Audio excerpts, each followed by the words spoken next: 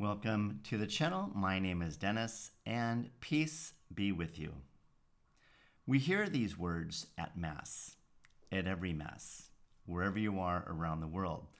And why do we say that at that time of the Mass? Well, often as Catholics, we are unsure of the origins of what is happening, why we're saying what we're saying, why the priest is saying what they're saying, much less the how and the why. So I'm going to break down a little bit of why we say peace be with you at Mass.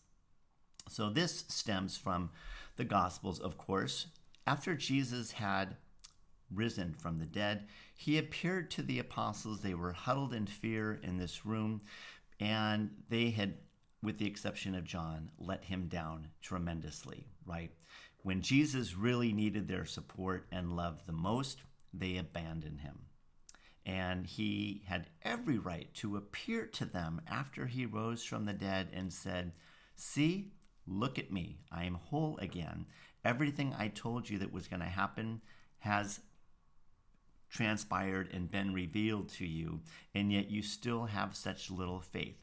He had every reason to criticize, to condemn them, to be critical, and to give up on them, right?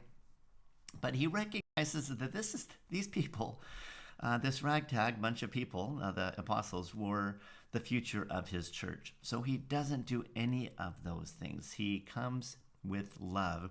And the first thing that he said to him, which would be the last thing that I would say as a human Dennis, he says, "Peace be with you." And he says it even a second time, "Peace be with you. As the Father has sent me, so I send you." And that is from John 20:21. So Jesus is linking peace with mission and authority at that moment.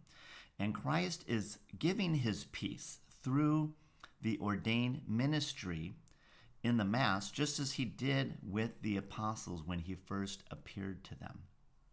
So that's why we carry that tradition of what was said in that room with the scared disciples into the Mass, because of what Jesus had said, "Peace be with you." And why is the timing of this where it is? Just before communion, this sign of peace is exchanged. In Matthew 5:23, it says, "If you bring your gifts to the altar and there recall that your brother has anything against you, first be reconciled."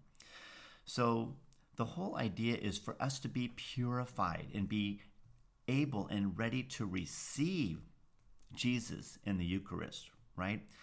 Just in the way that the Jewish tradition, whenever there was any kind of a sacrifice, there was all these rules for cleanliness, and that kind of carried over into the Mass.